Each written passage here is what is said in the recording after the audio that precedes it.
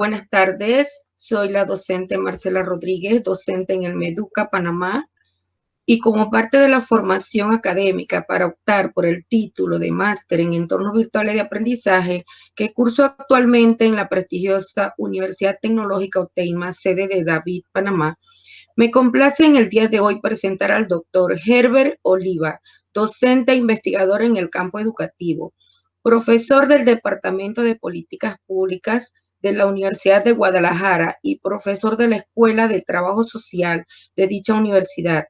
Además, coordinador de Verano TIC en El Salvador y México. Saludos y bienvenido, doctor Herbert. Un saludo afectuoso para todos los amigos, especialmente para ti. Gracias por la consideración. Pues a la expectativa, ¿no?, de poder colaborar con este andamiaje epistémico que estás construyendo alrededor de tu trabajo de investigación, sobre todo en estos tiempos en donde ejercer docencia es un acto bastante complejo e interesante que busca lógicamente la innovación y la adecuación curricular continua. Quiero iniciar esta entrevista agradeciendo de antemano el apoyo del doctor Herbert al brindarnos sus experiencias educativas. Sin más, doctor Herbert, vamos a iniciar con la primera pregunta. ¿Cuáles han sido las políticas educativas que han implementado en el pasado los gobiernos de su país con respecto a los cambios tecnológicos que se han venido suscitando a nivel mundial? Mira, sería muy interesante el poder hablar, que realmente es muy pobre desde mi humilde perspectiva. A lo mejor muchos académicos estén o no estén de acuerdo con mis criterios o mi manera dialógica de entender este escenario, pero en términos de política pública, yo te puedo garantizar que desde nací en El Salvador, vivo en México, que en El Salvador y en México no existe un marco jurídico que te obligue como profesor a buscar la actualización y la innovación docente centrado en el uso y en el manejo de la tecnología, tomando como referencia la literacia informática. A partir de esto, la tecnología siempre ha sido una herramienta que busca mejorar iniciativas metodológicas en el que cada quien ha hecho lo que ha querido, como ha podido y con los recursos que ha tenido. Entonces, sí te puedo garantizar que yo desconozco realmente de un marco jurídico que tenga por pauta o por norma el obligar a que sus profesores se actualicen en el tema de la literacia informática. Ahora bien, creo que cada uno de nosotros, dentro de los diversos contextos y escenarios educativos, hacemos lo que podemos. Y es que es bien interesante intentar hacer docencia posmodernista en una escuela rural en donde no hay internet ni tampoco hay las condiciones de energía eléctrica como para poder tener computadoras. Frente a estas adversidades, ¿es viable realizar una educación centrada en el uso y en el manejo de las TICs? Pienso que no. Ese sería mi argumento en referente a tu primer interrogante, ¿no? Yo realmente como tal desconozco incluso si existía de larga data alguna propuesta de política pública que nos permitiese estar preparados para la adversidad.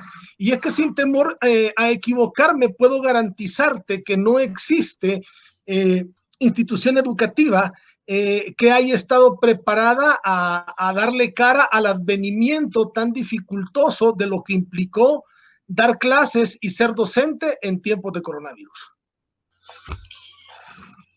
Doctor Herbert, comparte algunas experiencias del pasado, tanto en la implementación de herramientas tecnológicas como en metodologías que han resultado beneficiosas, producto de la adopción de algunos cambios que se han dado en la educación en su país. Pues mira, va a ser como muy interesante el poder plantearte como estrategias. Es que es bien curioso, porque hay una perspectiva errónea de pensar, de creer y de asumir que el manejar tecnologías mejora la educación, lo cual yo considero que es totalmente una falacia. Yo creo que la mejora sustancial de la tecnología parte por el empoderamiento metodológico de los docentes. Te voy a explicar lo que ocurrió acá en México con el programa Aprende en Casa de la Secretaría de Educación Pública. Cuando las autoridades de educación buscan en el mes de mayo, junio, preguntarle a los estudiantes cuál era la percepción del programa Aprende en Casa implementado por las autoridades educativas de México, la educación se traslada a dar clases por televisión, a utilizar la radio como un medio de divulgación de conocimiento, pensando y considerando de manera incluyente a aquellos estudiantes que no tenían acceso al internet o a una computadora. En ese sentido, resulta ser que los estudiantes manifestaron que no estaban aprendiendo porque sentían que era un esquema educativo repetitivo y de bajo valor en aportación de conocimientos. ¿Por qué? Porque los profesores estaban trabajando con estructuraciones didácticas pensadas en la presencialidad y no en la virtualidad.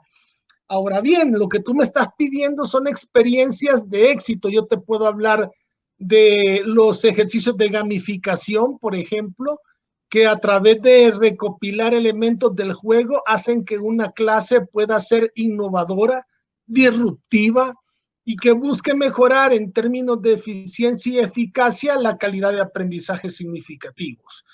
Te puedo hablar cómo en algunos escenarios la educación se ha valido mucho de herramientas como Kahoot para mejorar la implementación de estrategias innovadoras de evaluación del aprendizaje. Ese tipo de herramientas, ese tipo de tecnologías le dan un valor agregado a la acción o al proceso de enseñanza-aprendizaje sin perder de vista lo que te acabo de señalar con anterioridad, que no son las tecnologías la clave del éxito educativo, que es la metodología docente, la vocación del docente y el espíritu del compromiso que el docente adquiere por querer innovarse y superarse a sí mismo frente a los nuevos escenarios tan complejos de este mundo posmodernista. Podríamos decir entonces que era necesario pasar por una situación de pandemia para adoptar una nueva visión educativa. Mira, lo que ocurre es que ya algunos sociólogos como Edgar Morin ya replanteaban una idea futurista de identificar cuáles eran los saberes necesarios para la educación del futuro, y frente a ello habían dos elementos que Morin rescataba en donde yo puedo recapitular qué es lo que pasó.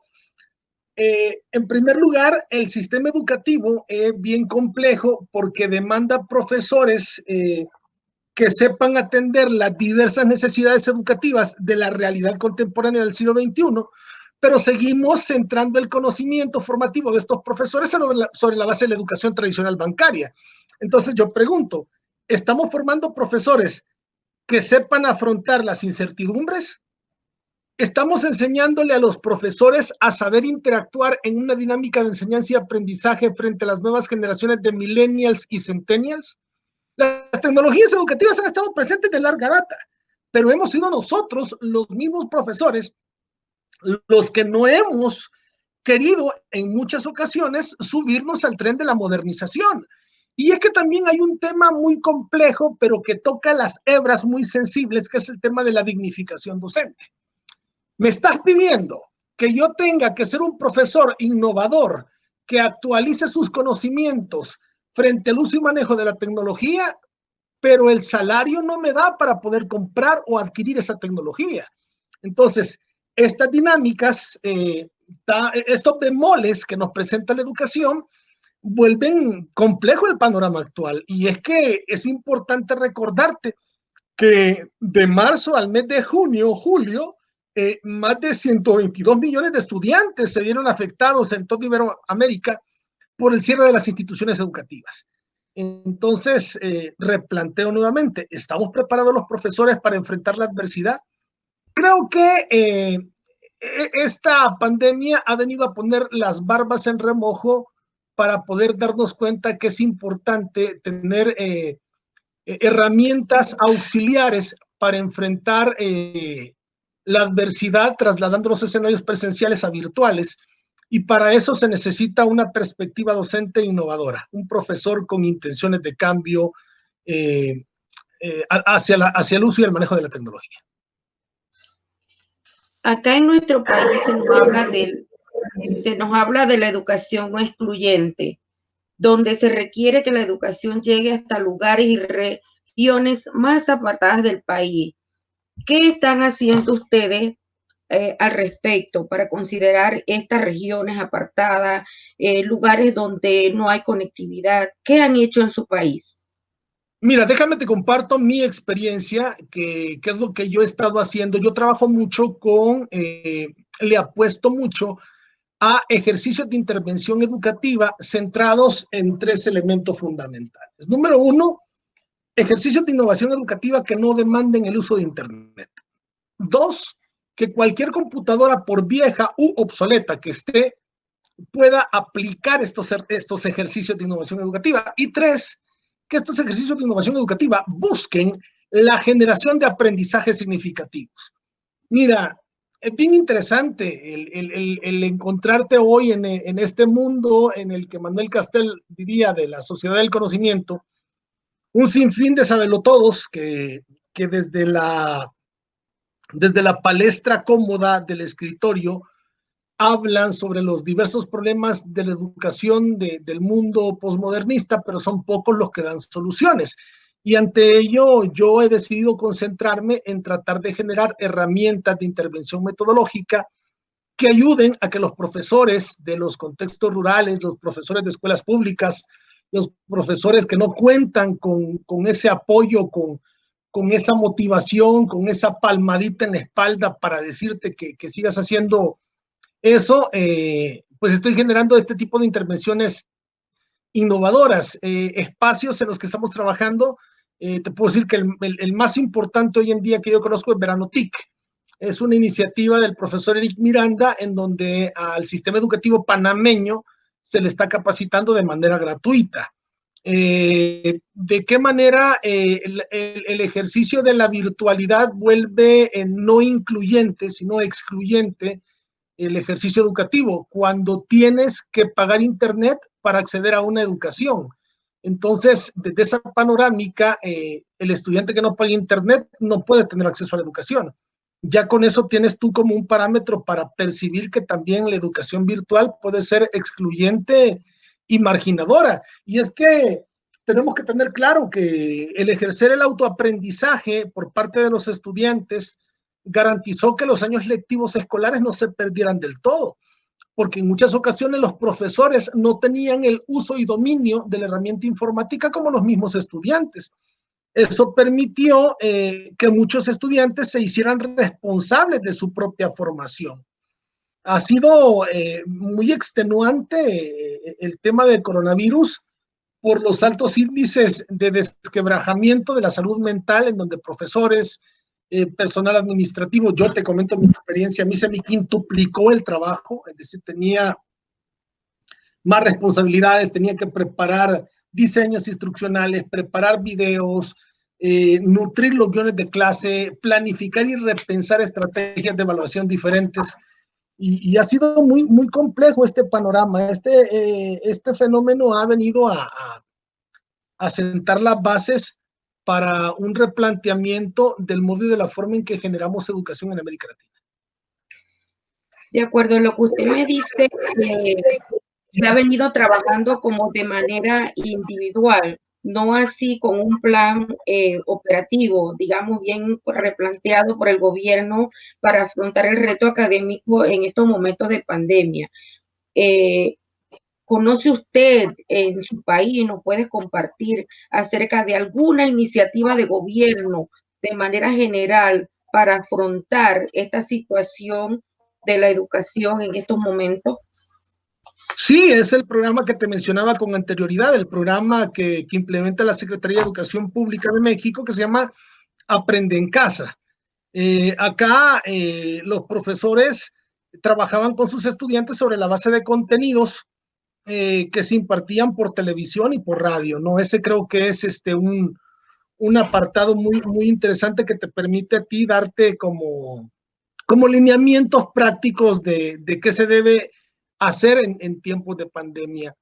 Una experiencia que te puedo decir que me ha funcionado a mí desde la Universidad de Guadalajara fue como muy curioso porque cada profesor hizo lo que podía, ¿no? Unos trabajaron con Moodle, yo trabajé con clase invertida, con el Flip Class, y te voy a explicar cómo lo hice. Yo grababa mi clase y en el video que grababa, primero procuraba que fuera de 20, 30 minutos. Ahí explicaba en esencia la metodología de la clase y por último generaba las pautas de evaluación que me generaran indicadores de logros para yo poder evaluar la asignatura.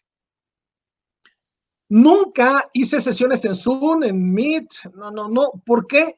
Porque yo podía programar mi sesión, mi videoconferencia a las 7, 8 de la mañana, pero muchos estudiantes no tenían acceso a Internet. Entonces repensé y dije, bueno, voy a poner la clase en YouTube. De hecho, yo te invito a ti y a todos las personas que puedan acceder a este video a que me busquen en Internet, busquen Herbert Oliva en YouTube y ahí van a ver mis clases. Entonces el estudiante, ya fuese desde una computadora, desde una tablet o desde el teléfono celular, podía ver mi clase cuando quería, podía ponerle pausa en el momento que lo deseara y podía repetir el contenido o la clase las veces que quisiera. Esa fue la forma en la que yo trabajé y te puedo garantizar que al menos en un primer acercamiento a una evaluación docente, pues muchos estudiantes de la Escuela de Trabajo Social quedaron muy complacidos. Interesantes sus aportaciones, doctor. Me gustaría conocer qué estrategias están utilizando para incluir a los padres de familia como aliados de la educación en esta nueva modalidad. Mira, yo creo que directamente no estoy tan seguro que se esté haciendo algo directamente con los padres. Bueno, en mi caso yo trabajo con educación superior y nosotros no trabajamos con bases pedagógicas, sino que con bases andragógicas. Entonces, es decir, educación para adultos. Pero te voy a decir qué es lo que yo pienso. Yo pienso que la forma en cómo se puede hacer la tría sintomática de escuela, hogar y estudiantes podría ser, están los padres de familia al pendientes de qué es lo que está haciendo su hijo cuando está al frente de la computadora. Desde una visión axiológica centrada en valores y principios morales, tenemos serias dificultades porque los profesores en las instituciones educativas no solo peleamos contra el hacer que el estudiante aprenda, sino que también peleamos con redes sociales, con plataformas de mensajería, porque mientras tú te preparas una clase durante una semana, te toca dar la clase ese día y el estudiante está más pendiente de estar en el WhatsApp, en el teléfono. Entonces yo creo que mientras los padres de familia le sigan restando autoridad al conglomerado docente, pues vamos a seguir teniendo estas debilidades y vamos a seguir culpando a la escuela de los problemas de formación que no se hacen de manera concreta en el hogar. Entonces, el profesor no puede ser responsable de la malcriadeza del estudiante o de la falta de motivación del estudiante si el papá no está interesado en generar un acompañamiento. Pero como esta es una estructura generacional, hay muchos papás que no conocen de tecnología y pues no tienen esa capacidad de acompañar directamente a sus hijos. Yo, más que hablarte de experiencias que conozco, te puedo generar a lo mejor un marco de reflexión en el cual se pueda invitar a que los padres de familia sean más conscientes de estar supervisando qué es lo que está haciendo tu hijo, qué es lo que consume tu hijo en medios de comunicación, cuál es la cantidad de tiempo que tu hijo le dedica al estudio, quiénes son los amigos de tus hijos. Y muchas de estas aristas no son responsabilidad de la escuela. Entonces, sí creería que para poder hacer un equipo funcional que busque la mejora de la calidad educativa, yo creo que los papás tienen que asumir un protagonismo más claro y más directo. Esa sería tal vez como la observación en este marco dialógico más certera que podría compartirte. Escuchando sus experiencias y sus consejos, doctor Herbert, me ubico acá en la realidad de Panamá. No somos ajenos. En el sistema educativo tenemos muy parecido las situaciones que nos estamos encontrando hoy día. Nos falta mucho eso de la responsabilidad en casa, de la formación en valores, que el estudiante aprenda, ¿verdad?, a ser más responsable de su propio aprendizaje, que aprenda a manejar lo que son las redes sociales y todo esto de la tecnología, para que se enfoque directamente en que él es un ser que está preparándose para insertarse a la vida laboral. Entonces, esto me lleva a preguntarle, repensando la educación, ¿considera usted que se deben modificar de aquí en adelante las metodologías que hasta ahora hemos estado utilizando en función de las necesidades del estudiante?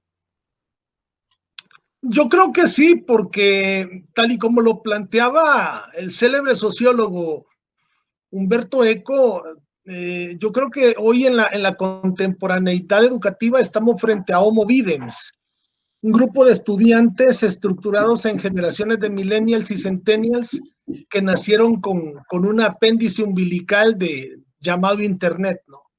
Algo que nosotros no. Entonces, si van modificándose las formas en las que los estudiantes van aprendiendo, ¿por qué los docentes no deberían de modificar las formas en las que tienen que enseñar?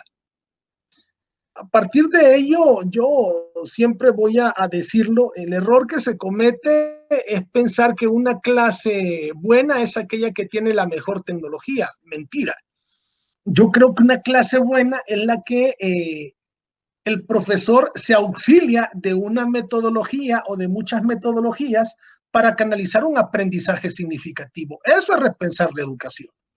Repensar la educación implica tratar de que muchos dinosaurios de la pedagogía contemporánea dejen de creer que el ritmo de enseñanza gira alrededor del profesor. No. Ya Honey y Alonso planteaban que la enseñanza debe de ejecutarse de conformidad a la variedad de estilos de aprendizaje del estudiante. Y ahí es donde nosotros empezamos a ver desde una postura soberbia profesores que pierden el derecho de enseñar cuando no quieren aprender, profesores que se niegan a capacitarse, profesores que se niegan a dar ese paso tan relevante en la dinámica innovadora. Reitero nuevamente, es que no es la tecnología per se la que va a mejorar el hecho educativo, es el uso y el empoderamiento de estrategias metodológicas que vuelvan una clase dinámica, interesante, entretenida, utilizando herramientas tecnológicas, pues claro, ¿no?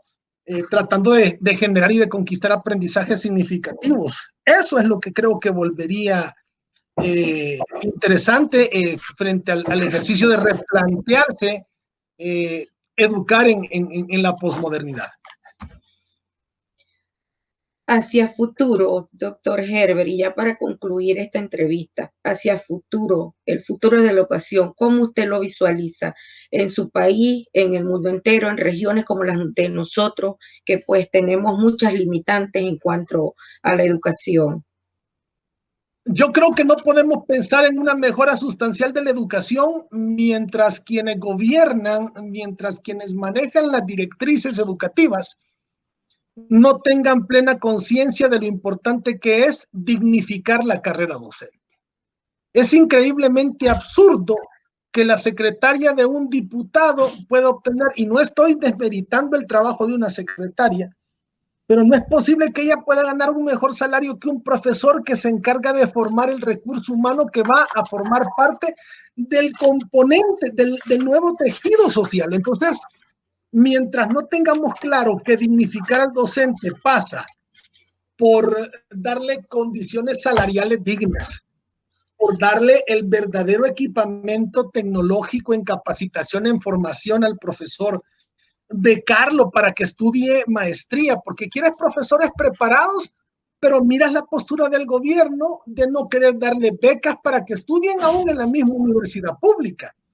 Y es que ahí te vas a encontrar también con una situación que es hasta risible y absurda, el pensar que el profesor que vive, que trabaja en la escuela pública, que recibe un salario gubernamental, es decir, que el gobierno le paga, aún trabajando para la escuela pública, a sus hijos los pone a estudiar en la escuela privada.